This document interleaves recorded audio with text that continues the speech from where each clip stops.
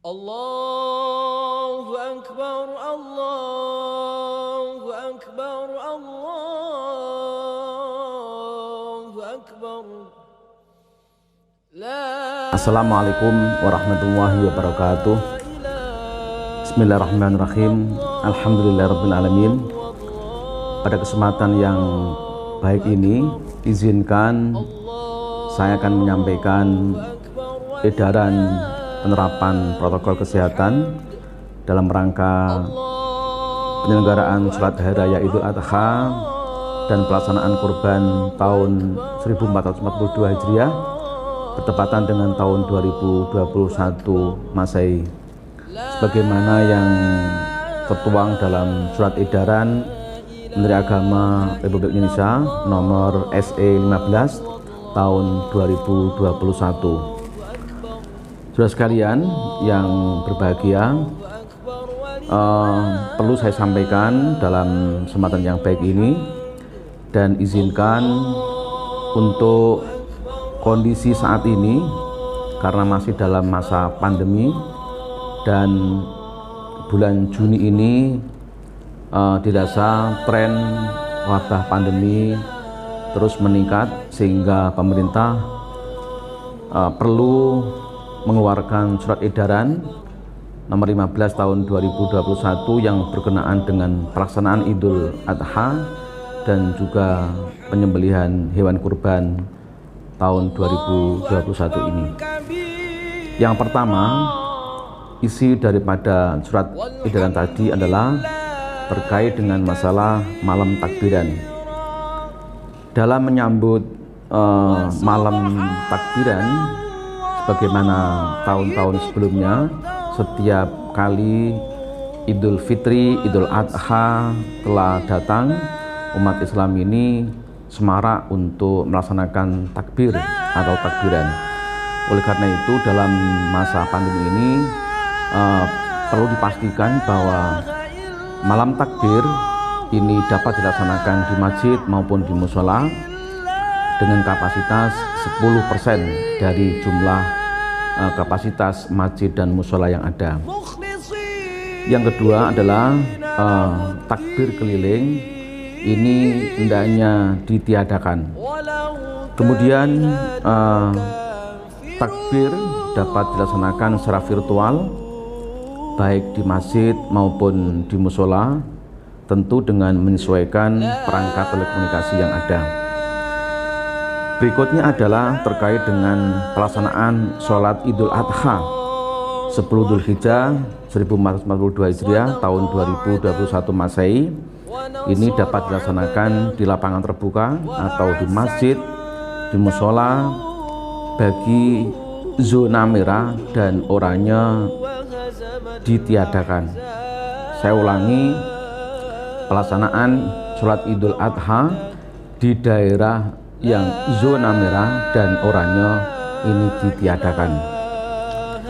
Dalam pelaksanaan sholat Idul Adha ini dapat dilaksanakan di tempat-tempat atau di luar zona merah dan oranye berdasarkan penerapan pemerintah daerah dan satuan tugas penanggulangan khusus COVID-19 setempat. Di samping itu pula, dalam hal sholat Idul Adha dilaksanakan di lapangan terbuka atau masjid, sebagaimana dimaksud pada angka 3, wajib menerapkan standar protokol kesehatan secara ketat dengan ketentuan sebagai berikut.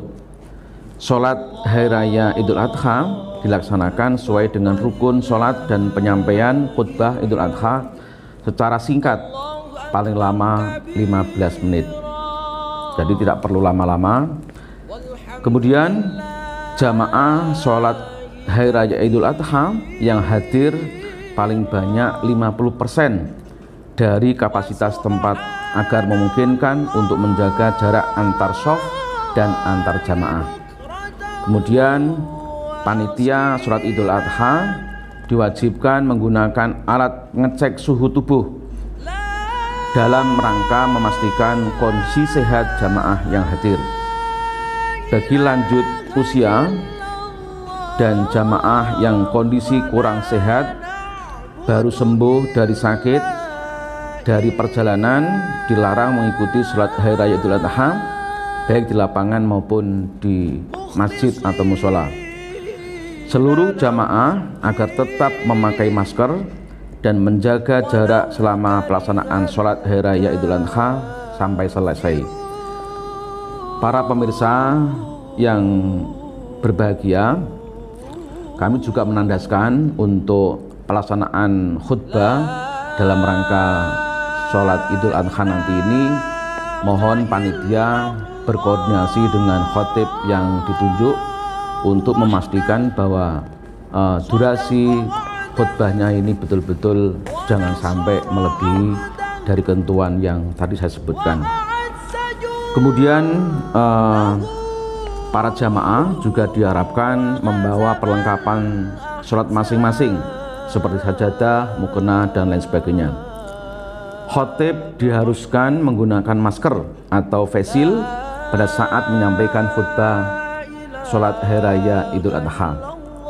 Kemudian sesuai pelaksanaan sholat Hari Raya Idul Adha, jamaah kembali ke rumah masing-masing dengan tertib, menghindari berjabat tangan dengan bersentuhan secara fisik. Kemudian di samping itu perlu kami sampaikan pelaksanaan kurban agar memerlukan ketentuan sebagai berikut. Pelaksanaan kurban agar memperhatikan ketentuan sebagaimana berikut, bahwa penyembelihan hewan kurban berlangsung dalam waktu 3 hari, tanggal 11, 12, dan 13 Dzulhijjah, untuk menghindari kerumunan warga di lokasi pelaksanaan kurban. Ini dapat dilaksanakan sebagaimana kebiasaan yang normal. Biasanya pelaksanaan kurban itu tetap dilaksanakan selesai sholat Idul Adha atau tanggal 10 Dzulhijjah. Tetapi ketentuan ini sebagaimana SE ini diharapkan tanggal 11-nya, dalam arti menghindari kerumunan masyarakat atau warga yang dalam pelaksanaan kurban. Tetapi seandainya tetap dilaksanakan tanggal 10 Dzulhijjah, maka saya mohon panitia kurban tetap betul-betul memperhatikan bagaimana masyarakat atau jamaah yang mengikuti kegiatan tadi supaya betul-betul menjaga prokes yang ada.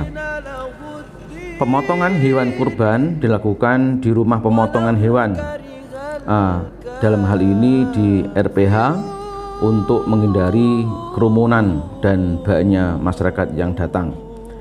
Kegiatan penyembelihan atau pengulitan, pencacahan daging, dan pendistribusian daging kurban kepada warga masyarakat yang berhak menerimanya wajib memperhatikan penerapan protokol kesehatan secara ketat, seperti penggunaan alat tidak boleh secara bergantian. Ini juga mohon supaya betul-betul diperhatikan. Kegiatan pemotongan hewan kurban hanya boleh dilakukan oleh panitia pemotongan hewan kurban dan disaksikan oleh orang yang berkurban. Pendistribusian daging kurban hendaknya diantar ke rumah masyarakat yang berhak menerimanya. Saudara sekalian yang saya hormati, di samping itu pula kami juga berharap supaya panitia Hari Raya Hari Besar atau panitia sholat Hari Raya Idul Adha sebelum menggelar sholat Idul Adha hendaknya berkoordinasi dengan pemerintah daerah, pemerintah desa, pemerintah kelurahan, satuan gugus penanganan COVID-19, unsur keamanan setempat, baik di tingkat pemerintah, kota, kabupaten, kecamatan maupun desa.